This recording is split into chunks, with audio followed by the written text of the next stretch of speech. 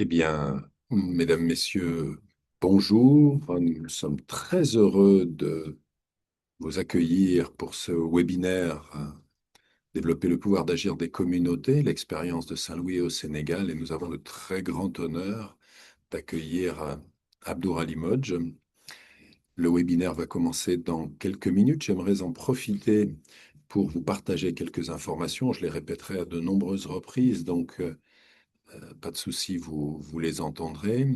D'abord, vous annoncer que ce webinaire, vous le savez, prend place dans la démarche de préparation à l'Atelier mondial de santé communautaire, qui aura lieu cette année les 9, 10 et 11 juin autour du thème relier santé planétaire, justice climatique et santé communautaire, du savoir à l'action. Nous serons au cœur des enjeux liés aux transformations et aux crises, mais à l'échelon local, à partir d'un ensemble d'apports théoriques et d'expériences.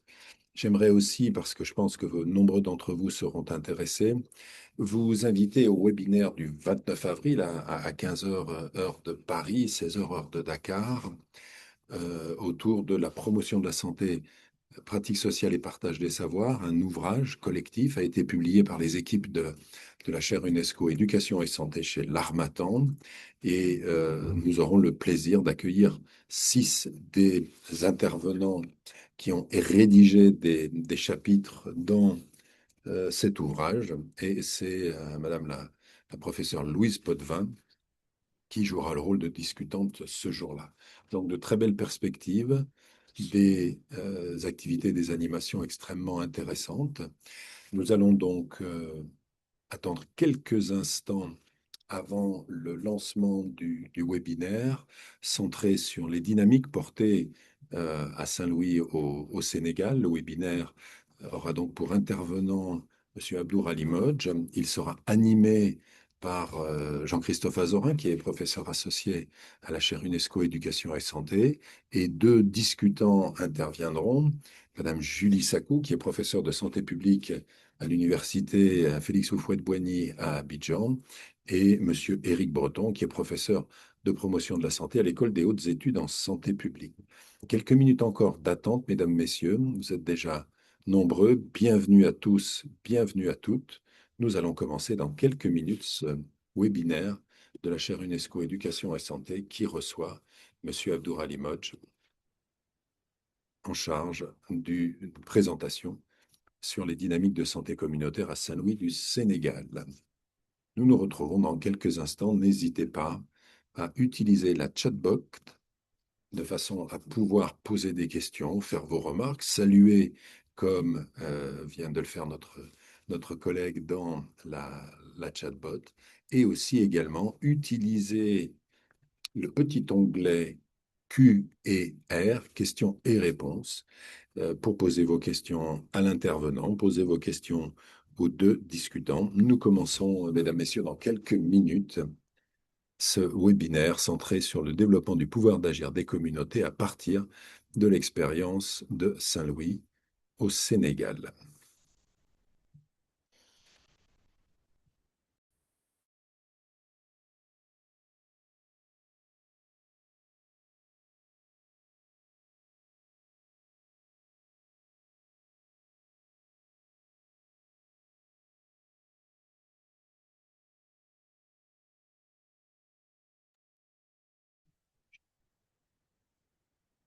Bonjour à toutes et à tous.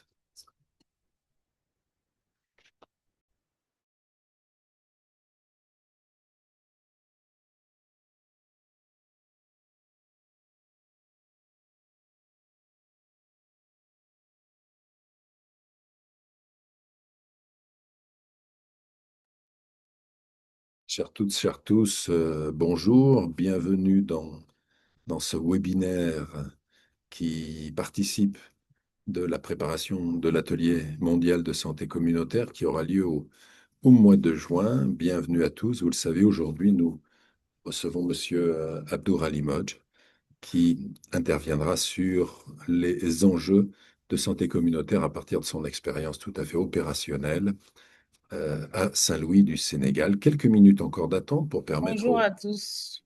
dernier participant. Bonjour, Julie Sacou. Merci beaucoup de nous rejoindre. Donc, quelques minutes d'attente avant D'accord. l'arrivée des derniers participants pour D'accord. lancer ce webinaire centré sur les démarches de santé communautaire à Saint-Louis du Sénégal. Théorie, pratique, action. À nous d'apprendre beaucoup de l'expérience d'Abdour Ali Modj.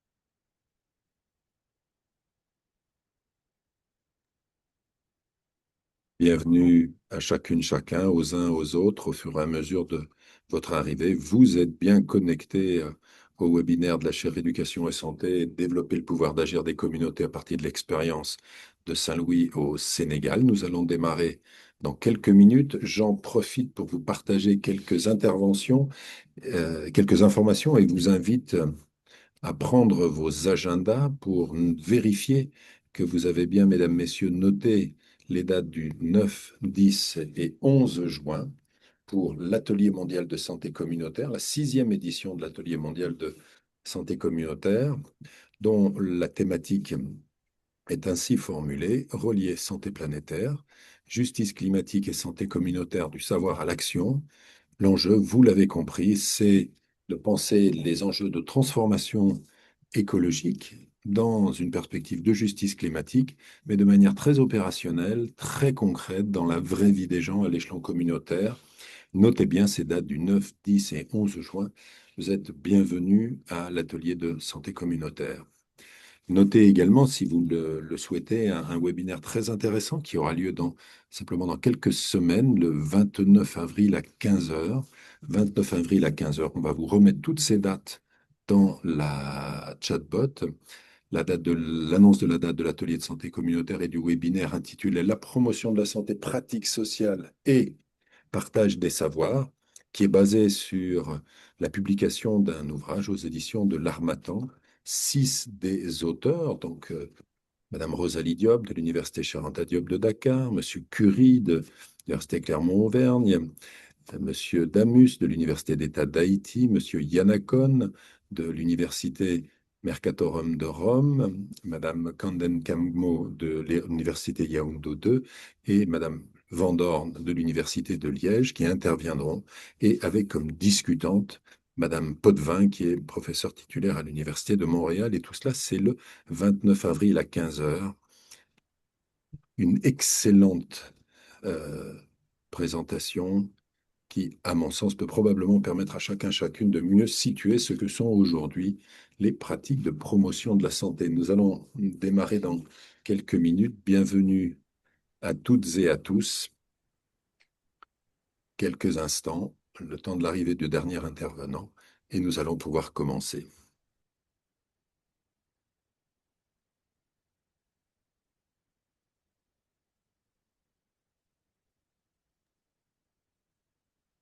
Eh bien, écoutez, mesdames, messieurs, je vais vous proposer très simplement de commencer ce webinaire éducation et santé autour aujourd'hui des enjeux de santé communautaire.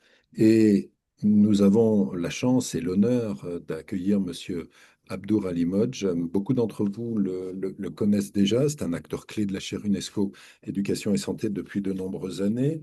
Mais c'est surtout quelqu'un qui a une caractéristique, c'est celle de porter une vision, d'incarner, je dirais, une perception, une compréhension, une théorie de la promotion de la santé à l'échelon communautaire, mais également de la mettre en œuvre en vrai, concrètement, auprès des gens.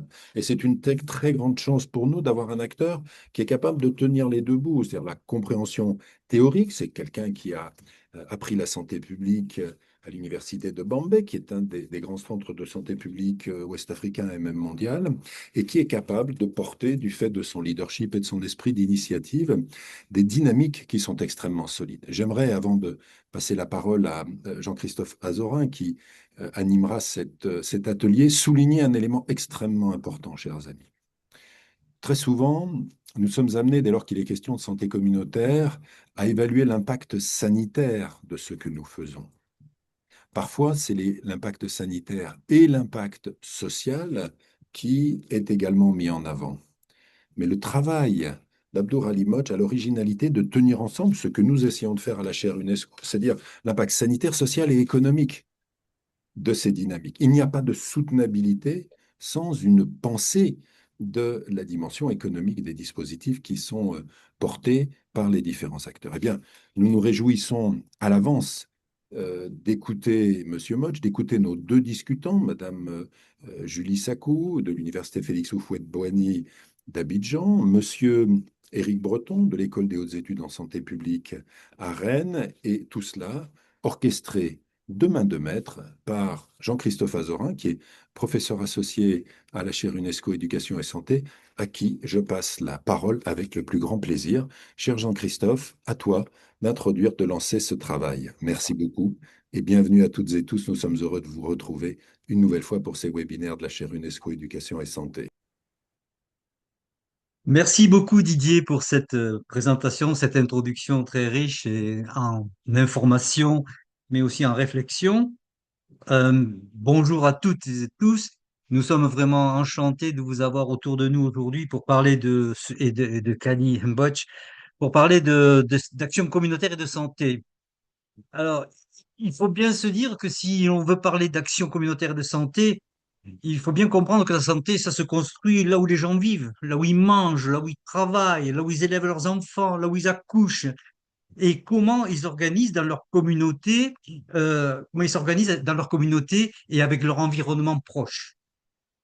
Je pense qu'on parlera beaucoup d'environnement dans tous les sens du terme. Et c'est ce qui m'a été donné de pouvoir observer auprès de Rally Mbotch dans sa région de Rao, mais de manière très très concrète. Pour tout vous dire, c'est un résumé. Un de ses projets, de ses premiers projets, s'appelait Emmène-moi à Rao. Emmène-moi à Rao. Mais qu'est-ce que c'est que ça? En fait, c'est un projet tout simple. C'est la parole d'une femme qui est au départ d'un projet, d'une femme d'un village qui est à 14 kilomètres de centre où elle peut espérer accoucher un peu plus de sécurité, mais qui ne peut pas y accéder. Et toute la communauté autour de cette femme, bien sûr avec l'aide de, de l'association de rallye à l'époque, s'est mis en devoir de tout mettre en œuvre. Et Didier le disait tout à l'heure, de manière financière, comment faire pour que ce soit fiable que j'amène cette dame à Rao pour accoucher. Alors, le projet a bien évolué, Rally vous en parlera certainement, mais ce que je voulais vous dire, c'est qu'effectivement, si on parle de santé communautaire, on parle de ça, de femmes qui ont une parole. Amène-moi Rao.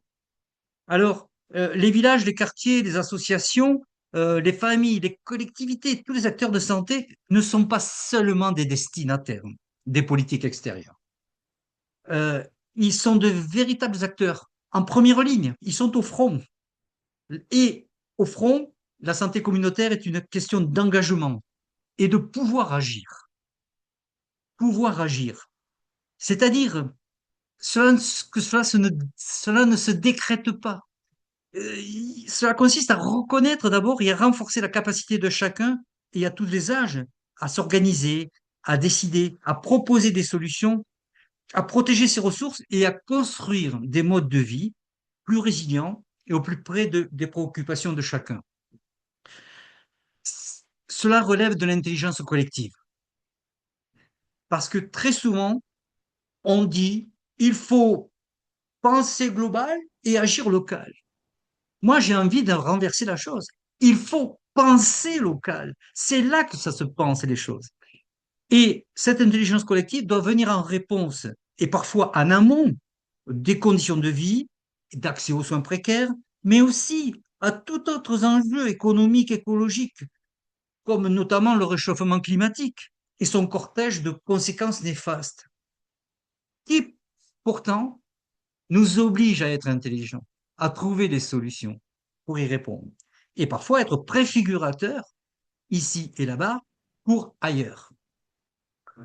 Aujourd'hui, donc, ce renforcement du pouvoir d'agir des communautés, il s'appuie sur les solidarités, les savoirs locaux, traditionnels, bien sûr, ne pas négliger toute cette intelligence, tout ce savoir-faire, toute cette perception fine des enjeux, mais aussi de nouvelles relations avec l'environnement.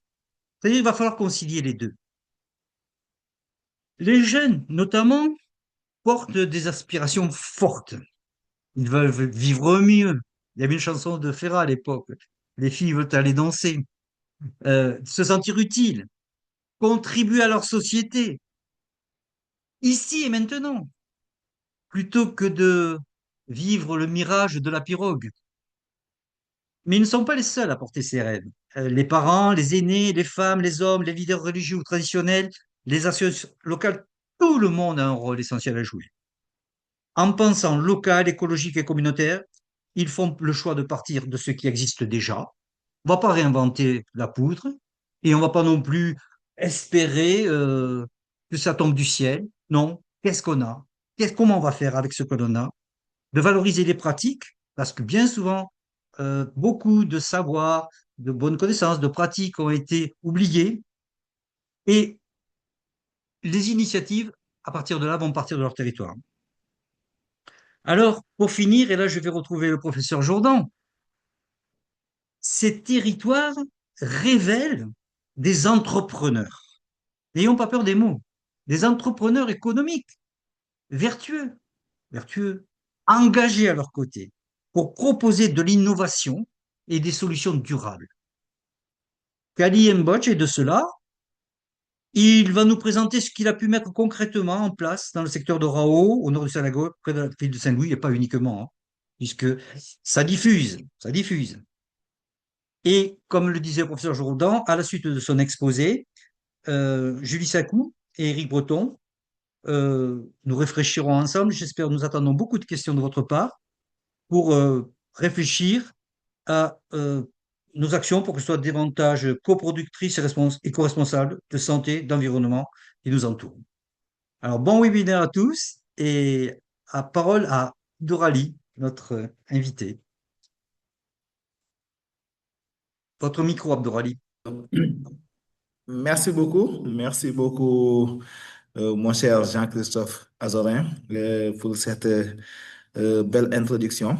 Mais permettez-moi d'abord, avant de commencer, de remercier la chaire UNESCO Éducation Santé à travers le professeur Didier Jourdan et toute son équipe sur le travail qu'ils sont en train de faire sur deux leviers. Premièrement, c'est le renforcement de connaissances des professionnels en matière de santé communautaire et en matière de promotion de la santé. Hier, j'ai vu que sur LinkedIn, la publication annonçant l'organisation de la sixième édition de l'Atelier mondial de santé communautaire. Et vraiment, je profite de l'occasion pour inviter tout un chacun à vraiment s'inscrire et à les suivre. Il y a de ces occasions, ça ne se passe que 3 jours dans l'année.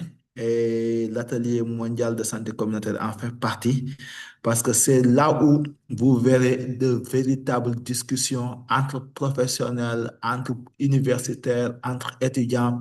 Donc, ce sillage, ce mirage mis en place par la chaire pour permettre à plusieurs profils distincts d'échanger, discuter, surtout au niveau des hubs de santé communautaire sur plusieurs pays, plusieurs horizons différents, plusieurs approches. Moi, j'ai l'habitude de le dire.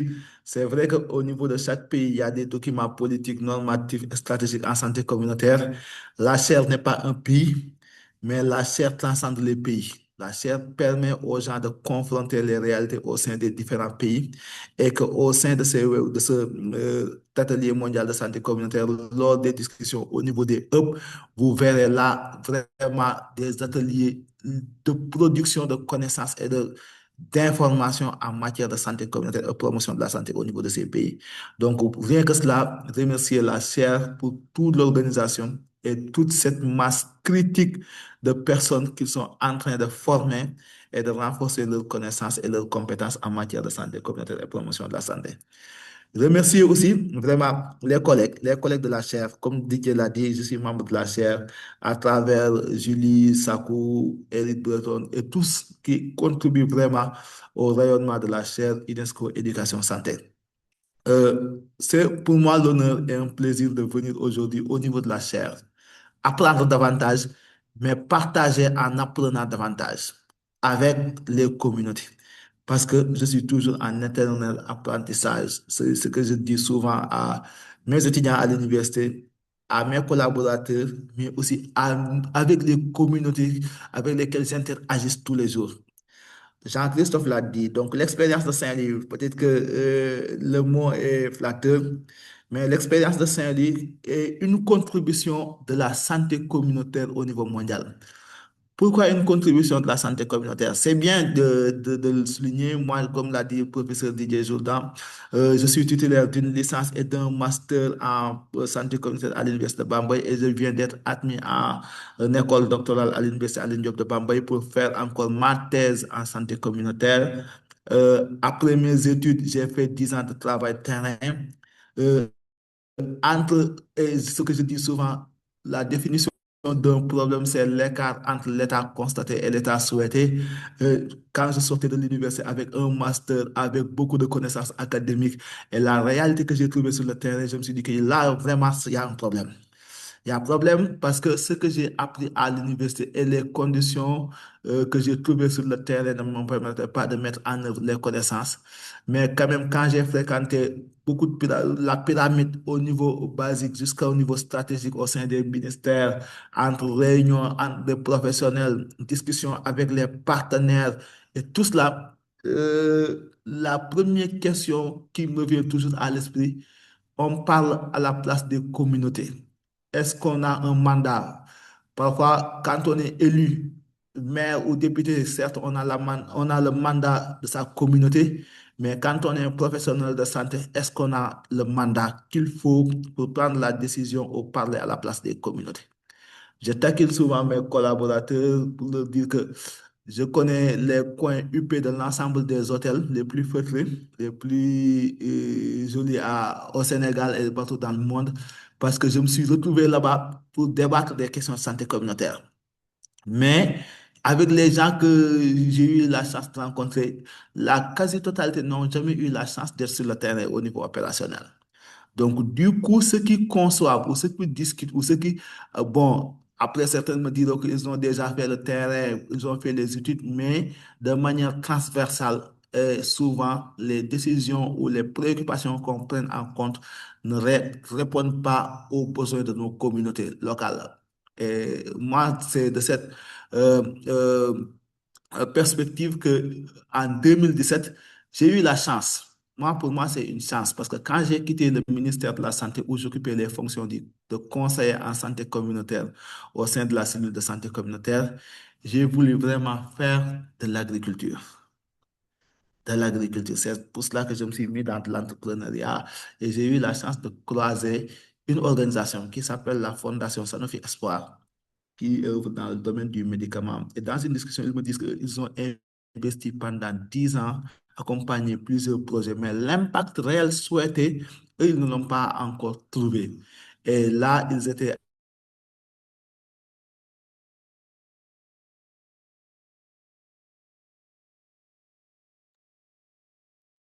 accompagner cette étude à travers l'ONG Artemidis, que je salue au passage, et la startup Segus. Donc, nous avons travaillé jusqu'à mettre en place la plateforme Rawala Gam. Et cette plateforme se voulait multi-acteurs, multi-canaux où on impliquait vraiment les communautés dans ce processus de prise de décision. Et vraiment, c'est là où tout a commencé. Et de cette plateforme multi-acteurs, Rawala Diamou, j'ai eu la chance, à travers Valérie Faya, qui était secrétaire, déléguée générale de la Fondation Sanofi Espoir, qui m'a mis en rapport avec la chaire UNESCO. Et pour la petite histoire, j'ai l'habitude de le dire, l'UNESCO, pour nous, pour moi et pour d'autres, tant d'autres, s'occupe de la musique, de la culture et de la danse. Mais quand j'ai eu vraiment la première visite de Madame Marie-Claude Lamar et Valérie Ivasenko dans nos locaux et de la discussion qu'on a eue, et là, je me suis dit, automatiquement, il y a un changement de paradigme. Des déterminants que je connaissais en santé publique, en santé communautaire, de nouveaux déterminants vont venir et qui vont vraiment renforcer l'angle de vue, mais aussi la mise en œuvre en santé communautaire et promotion de la santé. Et c'est là a commencé toute cette collaboration avec la chaîne UNESCO. Je me permets de faire cette petite présentation, partager cette présentation vraiment avec vous pour partager au moins ce que nous faisons, nous, à Saint-Lô. Et de ce que nous faisons comme ça, Jean-Christophe l'appelle vraiment l'expérience de Saint-Lô. Après avoir travaillé sur la mise en place de la plateforme Rawala Giam pendant 2020 à 2022, donc la plateforme Rawala Giam était en phase pilote, donc nous avons eu la chance d'avoir d'autres partenaires qui nous ont accompagnés pour aller à l'échelle dans d'autres zones et on a changé de nom pour devenir maintenant le consortium de Kendo. Dekendo, un nom local qui veut dire les voisins. Pour nous, le monde est un village planétaire et dans un village planétaire, il n'y a que des voisins. Donc, c'est le nom adopté pour nous au sein de notre organisation. Et cette consortium de Dekendo est en train de mettre en œuvre le projet de renforcement de la nutrition à Saint-Louis du Sénégal. Pourquoi le projet de renforcement de la nutrition? On va y arriver et vous verrez comment ce projet contribue vraiment à fédérer les acteurs autour de la santé communautaire et de la promotion de la santé. Je le disais à l'entame de mes propos que le consortium est multi-acteur.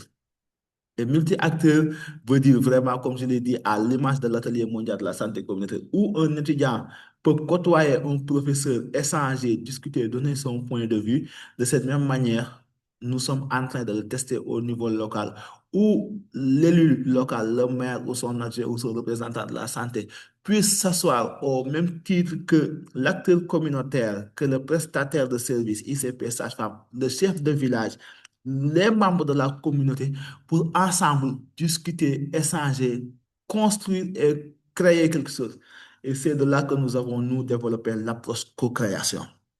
C'est plus aux praticiens de définir, c'est plus aux élus seulement de financer et d'imposer leurs règles, mais ensemble, on va aller du diagnostic, de l'identification des problèmes, de l'analyse des besoins, de la planification et ensuite susciter l'engagement de l'ensemble des parties prenantes pour aller sur ce qu'on appelle, nous, l'approche combinée co-création de sur l'ensemble du processus de l'identification jusqu'à la mise en œuvre et le suivi. Et c'est là que est né vraiment le consortium de Kendo, donc volonté de regrouper l'ensemble des parties prenantes. Et au niveau communautaire, souvent je le dis, entre l'approche éducative où on donne les cours en santé communautaire, promotion de la santé, on dit souvent au sein d'une communauté, il y a souvent plusieurs entités, il faudrait identifier les personnes clés, les informateurs, les leaders communautaires. Et nous, arrivés sur notre contexte opérationnel, on s'est dit, qui est leader? Est-ce que c'est le maire qu'on a élu, qui est leader, ou bien c'est le chef de village? Et nous, on a travaillé vraiment sur des organisations communautaires leaders.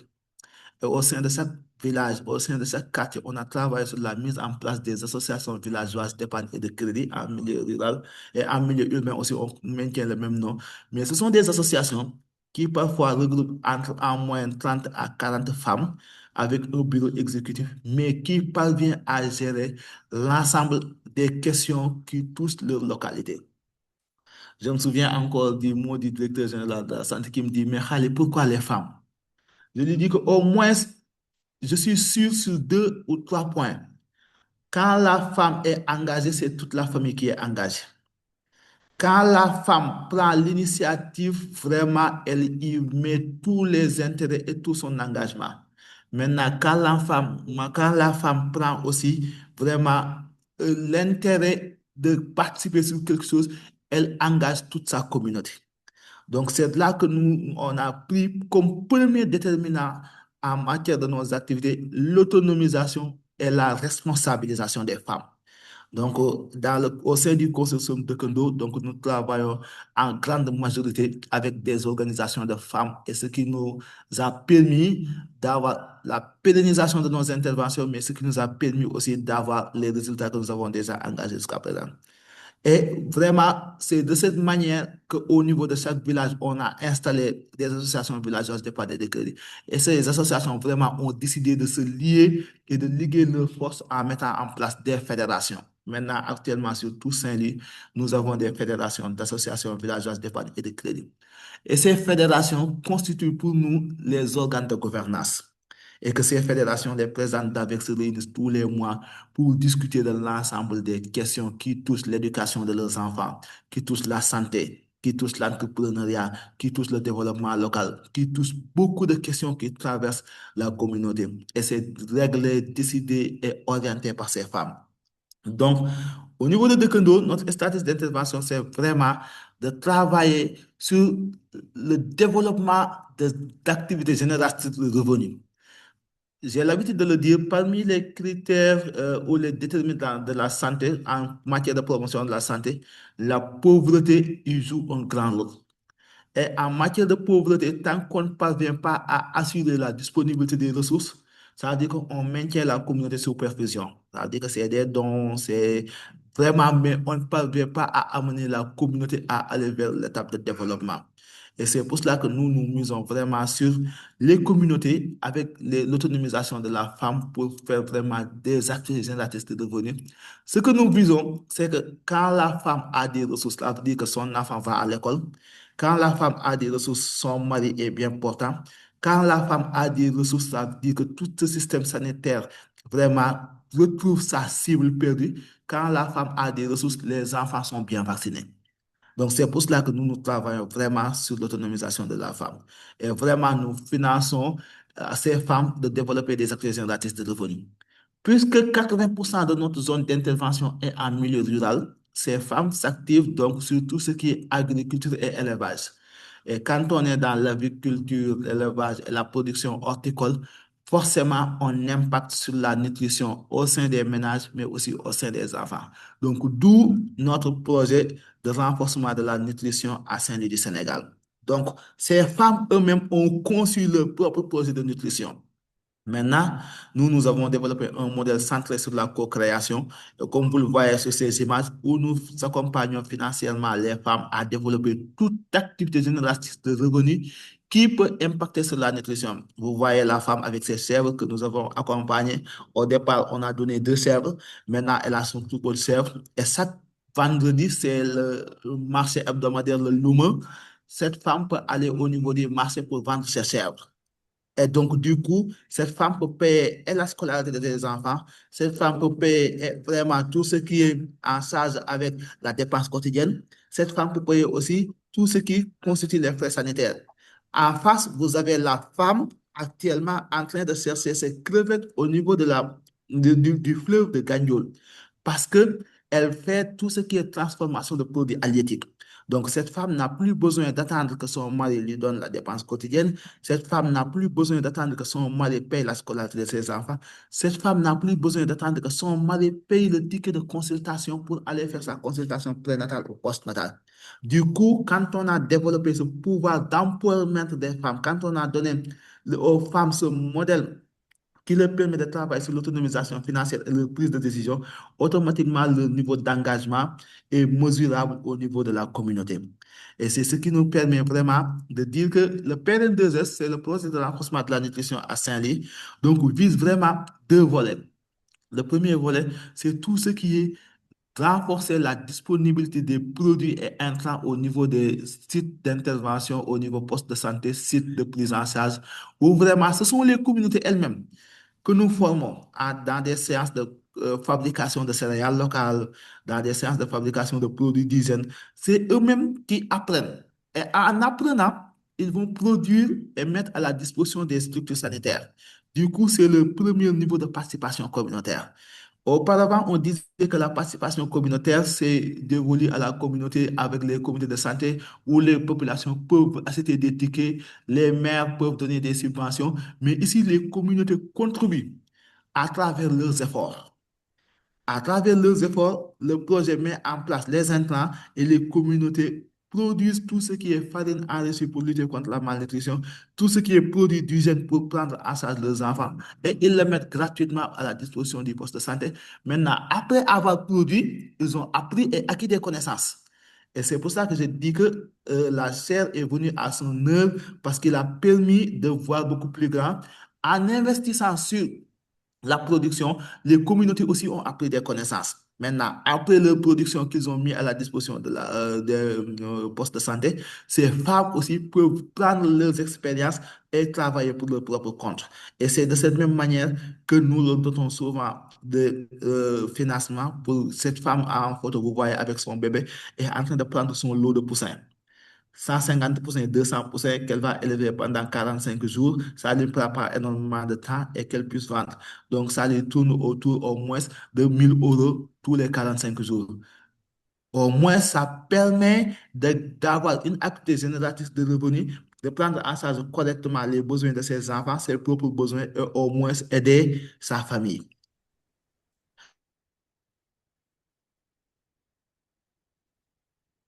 Abdourali, vous m'entendez?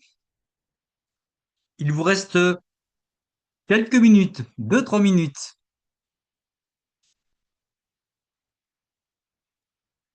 Oui, donc je pense qu'on a été coupé avec Abdourali Modj. Je pense qu'on a déjà pu avoir l'essentiel de son intervention. Il va se reconnecter Vous dans quelques m'excusez, instants. c'est avec les aléas Du direct. de Zoom. Donc, j'ai perdu la connexion, mais je reprends. Voilà, mais pas de souci, Abdourali. Il vous reste 1 minute, 2 minutes pour conclure maximum. Et puis ensuite, je vous rappelle, Jean-Christophe Azorin reprendra la main et passera la parole à nos grands Donc, témoins. je, N'hésitez pas, s'il vous plaît, à excusez-moi, donc il y partager avait vos cette questions et coupure, petite remarques. coupure à cause de Zoom.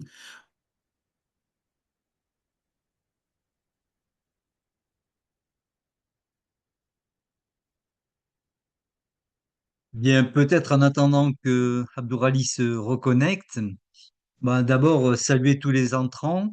Nous sommes vraiment stupéfaits par la qualité de tous les participants et la représentation territoriale, géographique et professionnelle de ce webinaire. Vraiment, je crois que une partie du but est atteint. Alors, professeur Sakou, Julie, si vous voulez bien, bon, vous venez de Côte d'Ivoire. Eric, vous êtes là aussi. Professeur Sakou, pour commencer, que vous inspire cette représentation de Abdourali, notamment par rapport à ce que vous pouvez vivre dans vos contrées, dans votre pays? Merci beaucoup, Jean-Christophe. Je voudrais vraiment dire merci à Euh, Abdoulaye qui me donne Vraiment, excusez-moi, l'opportunité. c'était des... D'accord? Excusez-moi. Donc, vraiment, vous comprenez, quand on est au niveau communautaire, parfois avec les soucis de connectivité et tout ce qui est en lien avec... donc, je disais que nous, vraiment, c'est ce que nous sommes en train de faire à Saint-Louis. Et vraiment, nous travaillons, collaborons avec vraiment les institutions publiques, à savoir l'administration territoriale, la collectivité territoriale, l'administration sanitaire et vraiment tout ce qui tourne autour de la couverture sanitaire universelle à travers l'Union départementale des mutuelles. Donc vraiment, nous travaillons à intégrer l'ensemble des composantes, que administratives, institutionnelles, mais aussi communautaires pour aller sur ce que je disais, la co-création. Et c'est de cette co-création que nous organisons régulièrement des rencontres de suivi autour des autorités, mais aussi des rencontres de restitution pour ensemble analyser les activités que nous sommes en train de mettre en œuvre, prendre encore des orientations, concevoir et continuer toujours dans la mise en œuvre. Donc, du coup, ça nous permet vraiment de travailler sur ce que j'appelle souvent l'approche intégrée, où les communautés elles-mêmes deviennent acteurs de leur propre changement. Et vraiment, j'ai pris sur le soin sur l'année 2025 de présenter au moins quelques indicateurs de résultats que vraiment le consortium de Kondo a eu à réaliser dans sa zone d'intervention à travers l'activité génératrice de revenus menée par les femmes nous a permis de prendre 3 706 bénéficiaires au service de la mutuelle de santé. C'est-à-dire que plus de 8 000 se sont adhérés à la mutuelle, mais 3 706 ont utilisé vraiment les services de la mutuelle. Donc, pour dire la manne financière que les femmes sont en train d'injecter dans notre système de santé.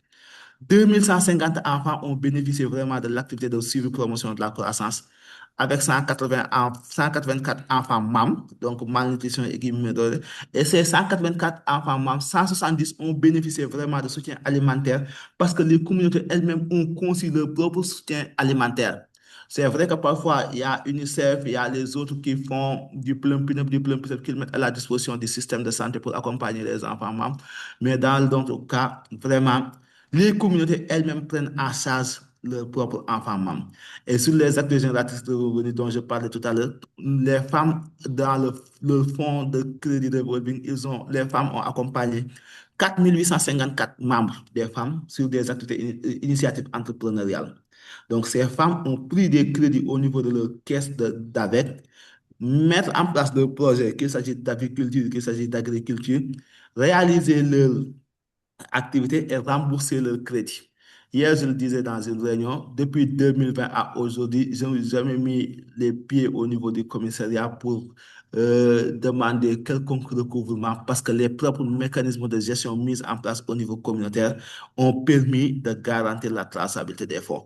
Maintenant, en termes d'activité d'IEC, de sensibilisation avec les acteurs communautaires, vraiment 359 causeries réalisées pour tous ces 4370 personnes pour informer sur les questions de santé avec 1126 VAD réalisés, vraiment pour accompagner les communautés. Et vraiment pour nous, actuellement, les défis structurels et opérationnels actuellement, c'est qu'il y a beaucoup de collectivités territoriales qui demandent à Dekendo de venir intervenir à leur zone. Malheureusement, Dekendo est encore une organisation communautaire, ne peut pas tout faire. On essaie avec les moyens du bord. On a une équipe assez réduite de 11 personnes.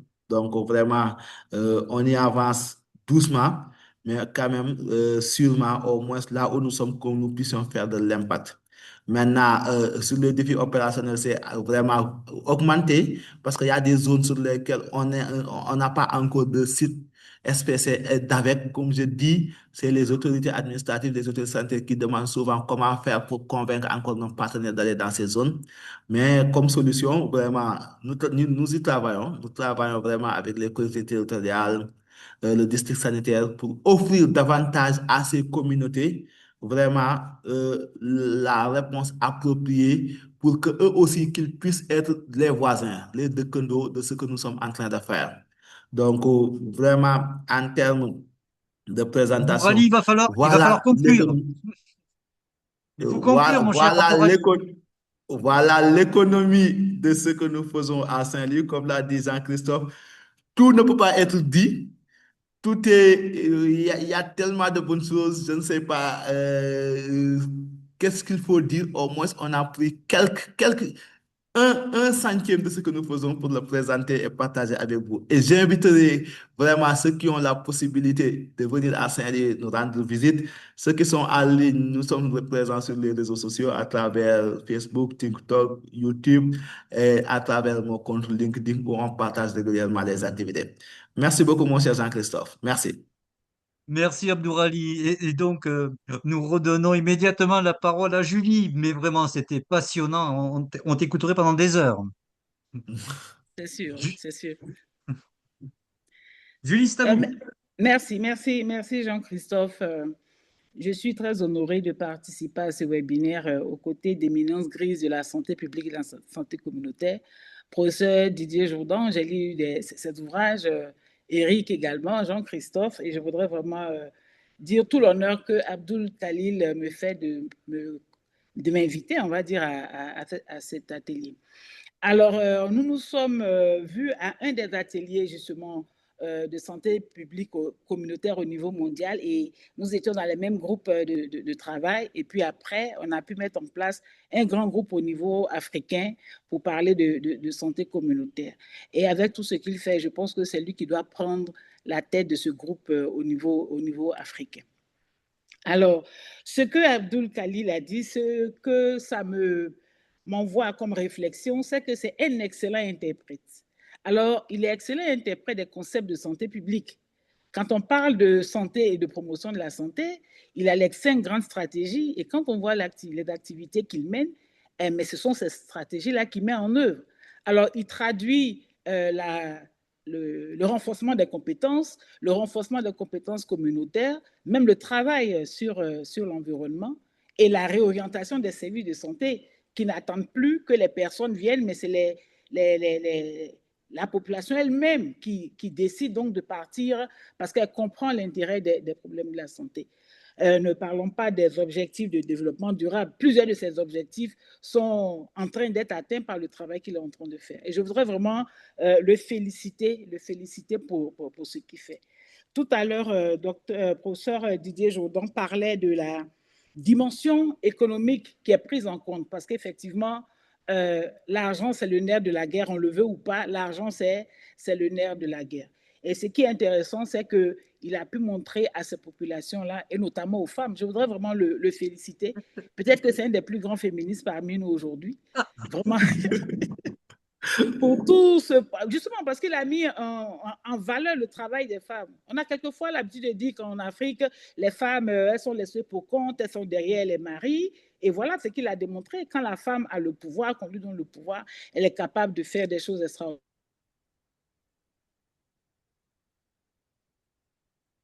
On vous a perdu, Julie. Son mari. Alors, Ça y est, Ali voilà. nous a présenté cet excellent projet qui est en train d'être développé. Et je pense que ça me ramène à cette citation qu'on attribue à Nelson Mandela. Tout ce qui est fait pour moi, sans moi, est fait contre moi. Et donc, il a compris cela et il a travaillé d'abord avec le besoin de la population. Je pense que la première question qui s'est posée, c'est de quoi avez-vous besoin? Quels sont vos besoins? Quelquefois, quand on pose cette question, en tant qu'agent de santé, on s'attend à ce qu'on puisse dire on a besoin de médicaments, on a besoin que l'hôpital soit plus proche. Mais non, on a besoin de pouvoir vivre au quotidien. C'est ça d'abord. C'est cette vie au quotidien-là qui va améliorer notre santé. La santé, je ne reviens pas sur la définition de la santé, ce n'est pas seulement l'absence de maladie. Donc, vraiment, il a posé la bonne question et ce travail est à saluer. Je voudrais aussi noter qu'il a eu une grande expérience au niveau stratégique, donc au niveau donc, du ministère de la Santé, et que cette expérience-là, il a traduite en action opérationnelle donc, au niveau donc, de l'ONG et dans la région de Saint-Louis où il travaille. Aujourd'hui, moi, je suis enseignante de santé publique et nous avons un master de santé publique. Et quand tous les auditeurs qui arrivent, quand vous leur demandez qu'est-ce qu'ils veulent faire avec le master, c'est pour travailler dans des institutions internationales. Non, c'est pour travailler pour la population. Et voilà un exemple palpable qui nous montre qu'avec un master de santé publique, si on a bien compris les concepts, au lieu d'aller dans des institutions internationales, on devrait plutôt aller vers la population. Ceci dit, je voudrais partager une ou deux expériences que nous avons eues au niveau du département de santé publique à l'UFR de pharmacie. Mon maître, professeur Quadio Luc, qui est un disciple de la santé communautaire, a mené plusieurs actions à Tiapoum, dans le département de Tiapoum, c'est au sud-est de la Côte d'Ivoire, à 150 km d'Abidjan. Alors, nous sommes allés, c'est vrai, avec l'introduction de la santé, mais il y a des choses extraordinaires qu'il a pu faire, c'est-à-dire apprendre l'agriculture biologique à la population. Le village, c'est le village de Kodjokro. Il y a plusieurs autres villages qui se sont ajoutés. L'agriculture biologique, vous imaginez, c'est une région qui a beaucoup de cultures de rente comme l'EVA, le palmier à huile, le cacao. Et ce sont des produits, je dirais, des pesticides qu'on utilise selon les normes. Alors, dire à ces populations-là qu'il ne faut pas utiliser ces produits, qu'il y a plutôt d'autres moyens de produire, ça n'a pas du tout été facile. Et donc, cette formation-là, il a fait de sorte à ce que les populations, effectivement, puissent avoir leurs premiers fruits d'agriculture biologique. À côté de cela, il a eu aussi l'idée de la pisciculture, toujours biologique. Donc, voilà des actions qui ont été menées. Et à ce niveau-là, il y a le programme de santé engagement communautaire. Ce programme-là permet la mise en place des agents de santé et d'engagement communautaire. Donc, ils font le travail au niveau de la communauté et qui rapportent donc des informations qui encouragent aussi les populations à aller vers les établissements de santé, les infirmiers et autres. Ça, c'est l'expérience au sud-est de la Côte d'Ivoire. Il y a une autre expérience donc à l'ouest de la Côte d'Ivoire, au centre-ouest. Là, il s'agit des populations qui vivent avec la lèpre. C'est une zone dans laquelle il y a eu beaucoup de cas de lèpre. Vous savez que c'est une maladie qui est très stigmatisante. Et donc, il a fallu donc travailler avec ces populations-là. Et l'expérience qui a été rapportée, Elle portait sur 60 villages. Mais je veux parler de ce village-là qui a été le village qui a été primé même par le préfet de la région. Donc, c'était un village qui a tellement bien compris l'intérêt de la santé communautaire. On leur a appris comment déjà détecter les premiers signes cliniques donc de la lèpre et montrer aussi que la lèpre, ce n'est pas parce qu'on a péché, ce n'est pas parce qu'on est maudit qu'on a la lèpre. Voilà. Et aussi, il y a eu des renforcements de capacités, de sorte à ce que, Abdou Rali le disait tout à l'heure, la population, par exemple, a appris à fabriquer des produits d'hygiène et même à construire un marché. Donc, contribue effectivement à, je dirais, à la vie économique de cette localité-là. Alors que c'est des personnes qui vivent, je dirais, avec une maladie, entre guillemets, honteuse. Mais on a pu vraiment les mettre en capacité. Mais tous ces expériences, je pense, restent quand même en deçà de ce que Abdoul Khalil a fait. Et je pense que c'est vraiment un coach, pas seulement pour le Sénégal, mais il le serait même pour la région ouest africaine et au-delà. Voilà ce que je voudrais dire en quelques mots. Après ce que j'ai entendu, ces choses extraordinaires qui sont faites par l'organisation de notre collègue. Merci. Merci Julie, merci pour cette illustration. Donc on voit bien qu'il y a des résonances entre les deux pays amis. On voit sur le chat aussi que beaucoup de nos collègues écrivent pour dire des choses qu'ils font un peu partout en Afrique de l'Ouest, en Afrique du Nord et un peu partout sur ce continent, des choses certainement très très intéressantes. Et on espère effectivement que à la fois ce webinaire, mais aussi le projet de chanter de rencontre communautaire mondiale vous permettra de resserrer vos liens et d'échanger là-dessus.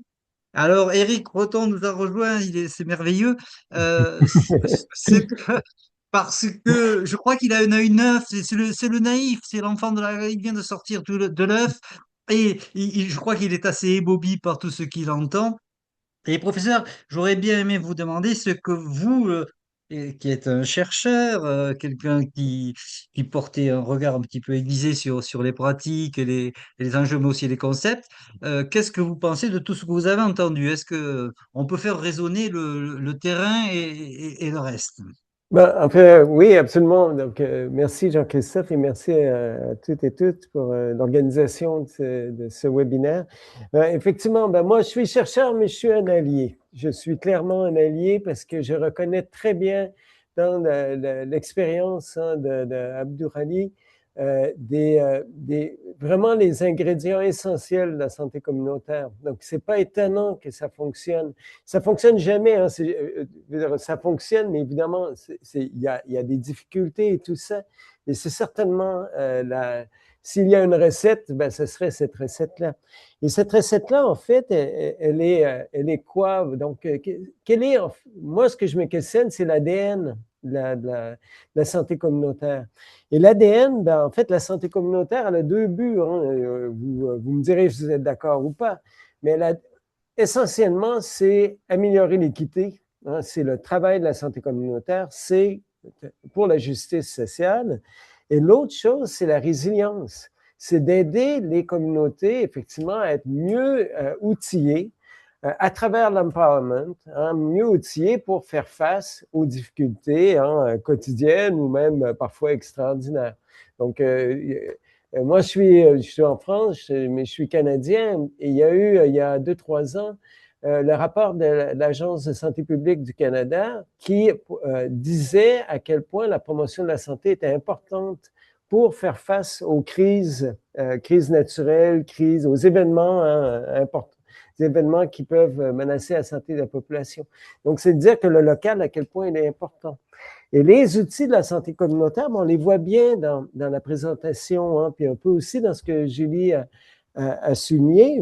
Mais en fait, on voit qu'il y a de l'intersectorialité. On voit qu'il y a de la participation de la population. La participation de la population, ben, c'est l'ingrédient magique. C'est ce qui permet de mobiliser des ressources dont on n'imagine même pas qu'elles existent. Hein? C'est cette capacité que la population a d'amener quelque chose à un projet qui va faire toute la différence. Et l'autre chose, bien évidemment, c'est les travailleurs communautaires, travailleurs et travailleuses communautaires, qui sont un peu le lien hein, qui permettent de développer, de créer du lien, de densifier les liens dans cette communauté. Et donc, le problème qui se pose aujourd'hui, et c'est la même chose en France et partout dans le monde, c'est comment on fait pour faire briller ces initiatives-là. Et c'est pas juste dire faire briller pour faire briller, c'est pour, en fait, qu'elles se répandent, pour qu'on en tire des enseignements, pour qu'on puisse les répliquer. Et là, le problème, comme c'était intéressant, hein, Jean-Christophe disait, il faut partir du local. Ben, effectivement, c'est le local le départ. Mais aujourd'hui, on est dans des systèmes de santé qui fonctionnent à l'envers. Hein, et encore plus, je dirais en France, on a un système hyper centralisé, où en fait, en haut, c'est la gloire et en bas, c'est l'ombre. Alors que ça devrait être complètement le contraire. Hein, l'ombre, on ne devrait pas être dans l'ombre quand on travaille à l'échelon local. Alors, moi, ce que je lis dans l'expérience d'Abou Ali, c'est, entre autres, l'importance de célébrer les petites victoires. Et ça, on le voit beaucoup dans la littérature, dans plein d'analyses de projets de santé communautaire. C'est de dire la population, elle n'est pas patiente. Elle n'a plus la patience d'attendre après des grands projets qui mènent à rien, où on parle et qui livrent rien. Alors là, ce qu'on voit, c'est vraiment, on voit des avancées sur le quotidien. Julie disait, c'est le quotidien qu'on a amélioré. Mais effectivement, la santé communautaire, elle doit produire des succès du quotidien. Et c'est ça le tracteur, hein, c'est ça le tracteur qui fait qu'on peut, en tout cas à mon avis, qu'on va voir ces initiatives-là se développer. Hein, et ça. L'espace de participation, il est hyper important aussi, évidemment. Donc, on a des problématiques sur lesquelles on veut travailler, mais c'est toujours important aussi de dégager des espaces où les gens vont pouvoir échanger, où vont pouvoir, en fait, arriver à un consensus sur quel est leur quotidien, quels sont les écueils, les irritants de leur quotidien, pour qu'ils puissent y travailler. Donc, cette participation, elle est importante. Puis aussi, voilà, elle permet de mobiliser encore là des ressources que nous, on peut même pas identifier, mais qui sont là dans la communauté. Et on espère que ces initiatives-là, et là, je les mets vraiment en parallèle avec ce qu'on fait ici en France, où effectivement, les dispositifs de santé communautaire vont souvent surinvestir sur les problématiques liées aux facteurs de risque, hein, des comportements et tout ça. Et alors qu'on devrait plutôt viser de ce qu'on appelle, hein, beaucoup dans la littérature, c'est des changements transformationnels. Hein, c'est pas de dire, on a diminué le tabagisme de 5%. On s'en félicite, heureuse. Et évidemment qu'on est content qu'on a diminué, même aussi modestement, le tabagisme. Mais il y a des changements transformationnels qui vont tout basculer. Hein, ici. Donc, les indicateurs sont essentiels. Et moi, je suis très sensible à ce qu'Abou Ali a montré. On doit être capable de montrer qu'il y a des choses qui bougent. Aussi modestes soient-elles, ces choses, il faut montrer qu'il y a des choses qui bougent. Et ça, c'est le début, effectivement, de notre début de se doter d'une capacité de démontrer que le projet amène des changements. Ça veut dire qu'il faut mesurer. Mais ça ne demande pas des mesures hyper élaborées. Hein. Ça peut être simplement de dire combien de personnes ont bénéficié, comme on a vu là, mais aussi peut-être voir des changements dans est-ce que les gens participent plus au programme, est-ce qu'ils se parlent plus, est-ce que la nuit, on dort mieux dans la communauté, hein? Est-ce que les enfants vont plus à l'école, donc, ça peut être plein d'indicateurs comme ça qui vont montrer, parce que ces projets-là, ils ont de multiples répercussions. Et c'est ça qu'on a beaucoup de difficultés. Dans le monde de la recherche, on s'intéresse à des résultats très, très précis. Puis on oublie le large spectre de modifications, d'impact que ces programmes-là peuvent avoir. Alors voilà, donc pour dire, moi, il faut documenter plus. Il faut sortir de l'ombre la santé communautaire. Il faut dire que le système, il a des fondations et sa fondation, c'est pas ce qui se passe au niveau central, c'est ce qui se passe au niveau local. C'est ça la fondation. Voilà, c'est ce que je pourrais dire. Oh, merci d'avoir respecté le temps.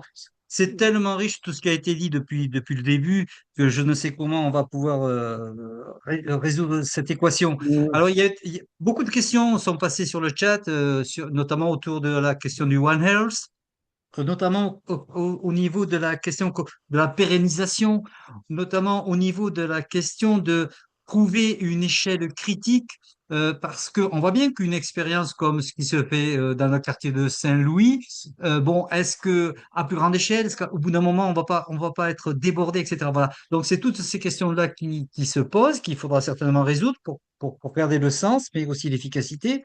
Et puis, ce que tu soulignes, effectivement, il faut faire savoir, pas pour se glorifier, mais vraiment pour d'abord le soutenir et permettre à ces initiatives qu'elles gagnent en notoriété, mais aussi en efficacité. Mm. Voilà. Alors, je ne sais pas, peut-être professeur Jourdan voudrait dire un petit mot parce que je Oui. crois que c'est attendu. Bah d'abord, merci beaucoup Abdourali, merci Julie, merci Jean-Christophe, et puis surtout merci à toutes et à tous pour vos partages d'expériences.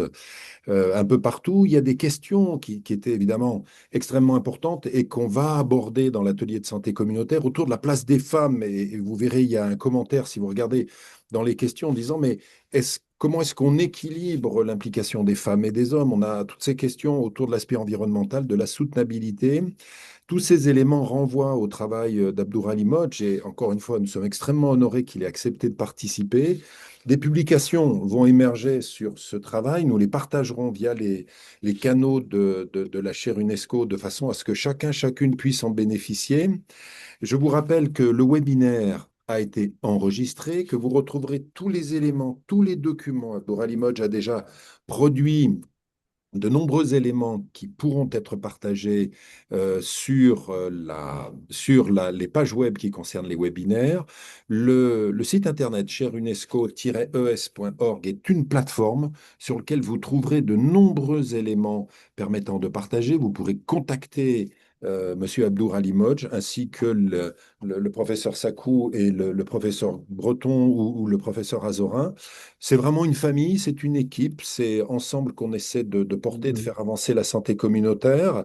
Et je voudrais juste vous rappeler l'enjeu qu'il y a de l'accompagnement de l'ensemble des acteurs. Ce qu'on fait aujourd'hui, ensemble, tous, c'est de permettre à toutes les générations de développer les capacités d'action à l'échelon local pour transformer l'environnement social, pour transformer la santé et les conditions de vie. Merci Julie d'avoir rappelé que la pauvreté est le premier déterminant des difficultés de santé. C'est donc de l'ordre de l'engagement collectif et il nous faut apprendre des expériences des autres sur comment on fait concrètement pour que ça marche. Eh bien, vous aurez de nombreuses expériences dans 2 semaines, le 29 avril à 15 heures, pour le webinaire sur les pratiques de la promotion de la santé, des expériences dans de nombreux pays, à Haïti, au Sénégal, en Italie, au Cameroun, en Belgique, en France, un vrai partage, une vraie organisation stratégique qui permet de trouver des éléments pour que chacun, chacune se nourrisse du travail des autres.